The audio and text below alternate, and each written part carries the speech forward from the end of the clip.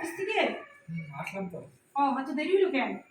ওই যে একটা কাজে গেছিলাম। কি হয়েছে? হ্যাঁ, একটা খবর নিতে গেছিলাম। কি খবর? বলি মা কোথায়?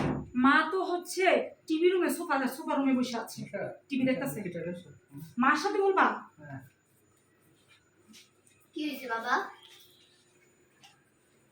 ওই যে আমার আগে চাকরিটা ছিল না, চাকরিটা চলে গেছে। তোর আমি লেগে কইছিলাম এই সুন্দরী মেয়েটারে বিয়ে করিস না, কালা মেয়ে বিয়ে করতি, এর থেকে ভালো সংসার পাইতি।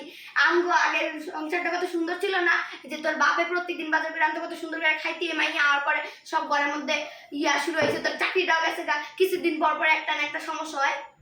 তারপর হইতেছে তুই এত সুন্দর মেয়ে বিয়ে করছিস, কে কালা মেয়ে বিয়ে করতেই ঘরে আর শান্তি থাকতো। মাইয়া সকালে 12টা বাজে ঘুম থেকে ওঠে, 1টা বাজে ঘুম থেকে ওঠে, তারপর হইতেছে ঘরে কোনো কাম করে না, মোবাইল টিপে টিকটক করে, এটা করে সেটা করে। তুই মায়ের বিয়ে করছিস কি লিখে? আর কত মেয়ে আছে না, আমার কথা কি শুন। আমি একে বলি, আমি তুই সুন্দর মেয়ে বিয়ে করে দিচ্ছি, কালা মেয়ে করলে আরো সুন্দর তোর সংসার হইতো। তুই উদয় মায়ের বিয়ে করতে দিছিস, আমি কইছি না সুন্দর কালা মেয়ের বিয়ে করতে, উদয় মায়ের বিয়ে করতে। আমি বলছি আমার আগের চাকরি চলে গেছে, চলে যাওয়ার পর আমি আবার একটা নতুন চাকরিও পাইছি, এর থেকে বেতন 3 গুণ বেশি, বুঝছেন? এখন আরে আগে কবি না বৌমার নামে কত বদনাম করলাম। আচ্ছা যাই হোক, কালকে অফিস থেকে আসার সময় 1 কেজি মিষ্টি নিয়ে আসে, আমার তো মিষ্টি অনেক মেলা পছন্দ, নিয়ে আসি। ঠিক আছে? ঠিক আছে। তোমার ভাই কি কইলা আমারে? আর তুমি কিচ্ছু কইলে না, কিচ্ছু কইলে না।